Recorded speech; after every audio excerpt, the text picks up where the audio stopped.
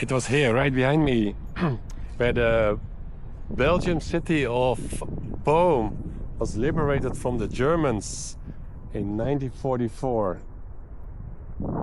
The Allies came in with tanks like this. There's still a tank sitting here, a restored one. It's actually a Sherman tank, Sherman Firefly.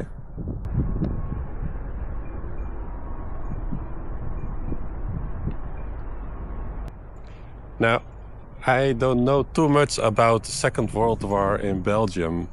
As I'm from the Netherlands, you get mainly taught that in school. What happened in the history. But Belgium, not too much actually. Actually, nothing at all. And I discovered in this town, actually this is Klein Willebroek, in the next town, it's about 5 kilometers, in the town called Willebroek. There is a fort or a fortress that was used by the Germans as a prison and also a concentration camp. So let's venture over there and see what we can find along the way.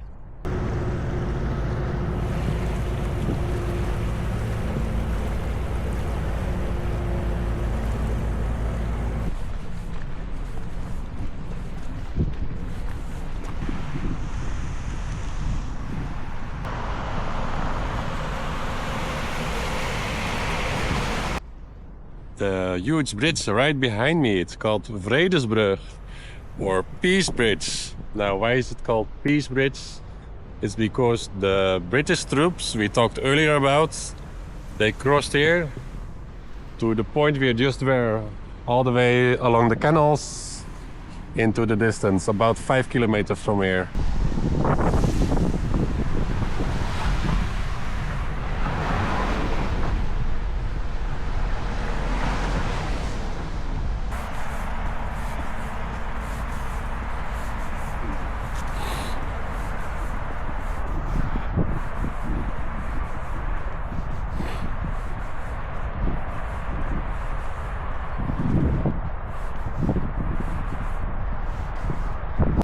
It's already starting to look very grim. You can see the fences on both sides and the entrance right here.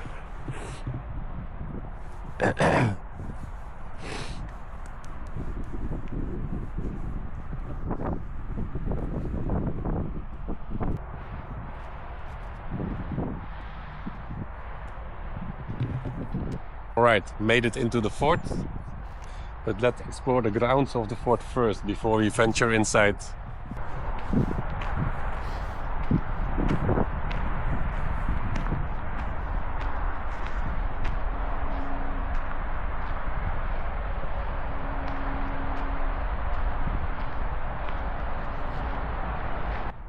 The wagon you see right behind me is very similar as the one you can see in Auschwitz, Westerbork.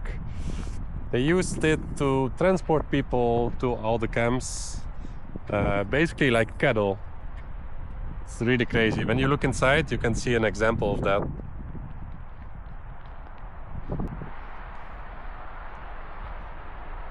It's basically like this. Horrible, isn't it?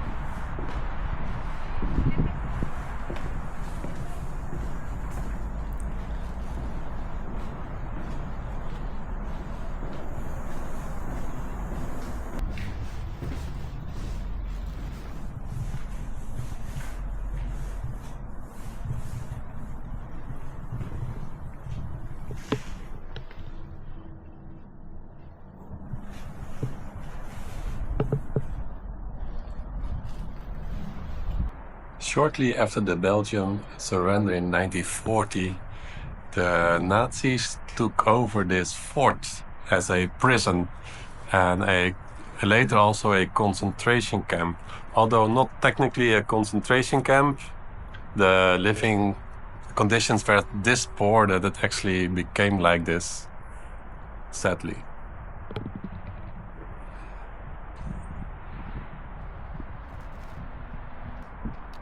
People brought here were Jews, resistance members, and political prisoners. As you can see, they needed to work. You can see a big picture here where they needed to actually make the camp bigger.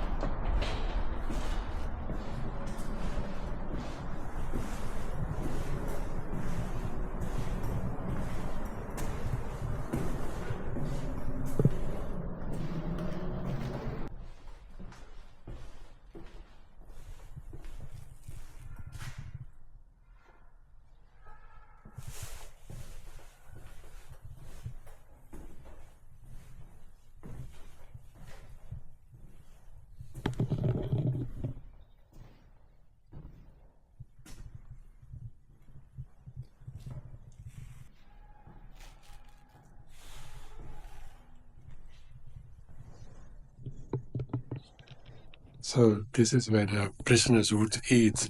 Well, they got only fed a little bit of bread, and if you're Jewish, even less. For the afternoon, this was breakfast. For the afternoon, it was soup, but it was usually just very thin soup, like it was almost like hot water. And in the evening, some bread again. Can you imagine?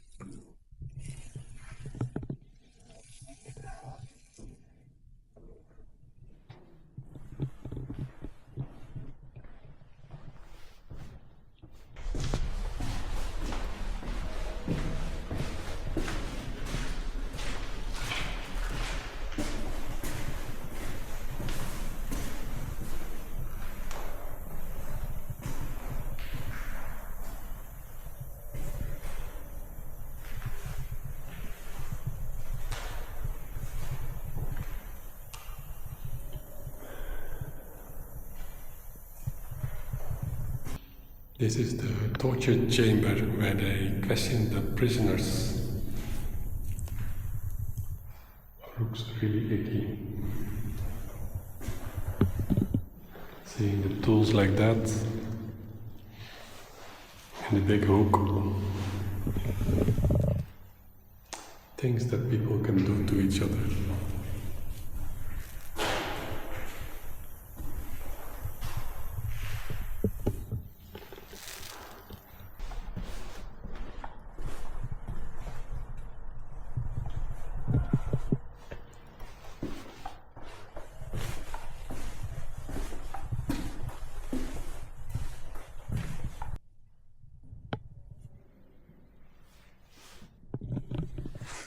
So these cells you see here was for the extra dangerous prisoners.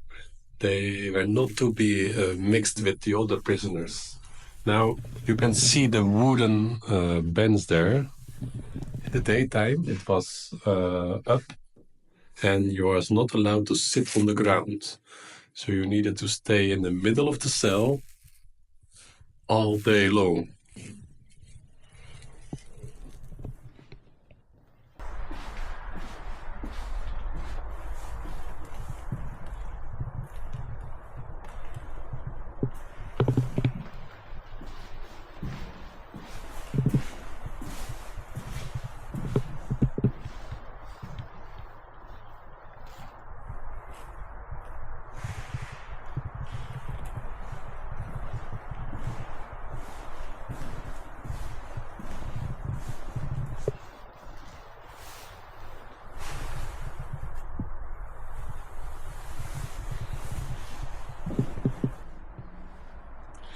Look at this.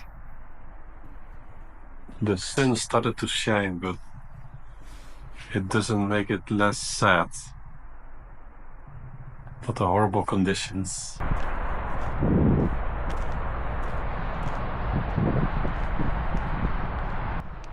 After 1942, the Jewish prisoners were separated and sent to the nearby transit camp in Mechelen, from where they departed to the extermination camps in Poland, like Auschwitz. I think mainly Auschwitz.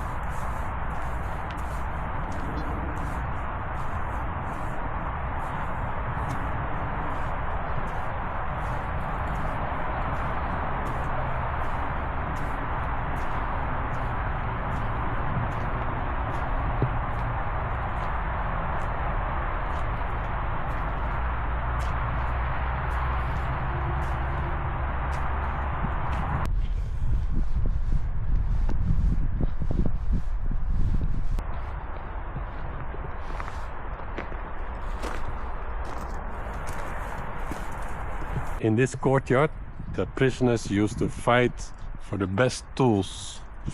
Tools that could be light and good, so their already hard work could be a little less hard.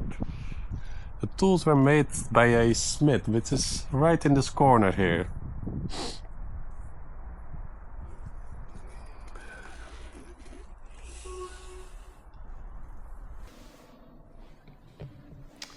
As you can see, not too far from Antwerp, it's about 30 kilometers. I never heard about this camp until I was just random searching on Google Map, just looking around for places to discover. And then I came, first I saw this industrial bridge we saw earlier, and then a bit to the left of that, I discovered this camp. Kind of makes the point about not knowing a lot about Second World War in Belgium.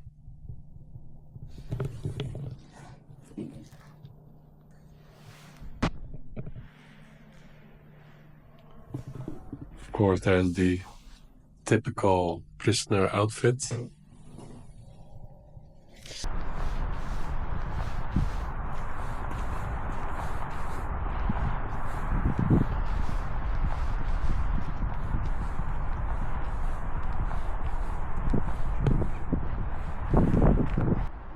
Every time I visit places from the Second World War, especially places like this, a prison or concentration camps like Auschwitz, I am mind-boggled by the fact that so many people just follow the same narrative. This is really, really frightening. I can only hope something like that doesn't happen again.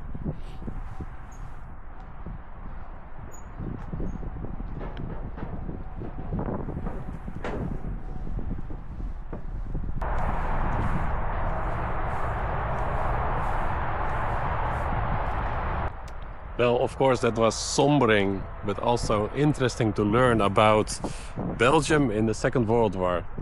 I hope it was as interesting for you as it was for me making this video. Thank you for watching and see you in the next one.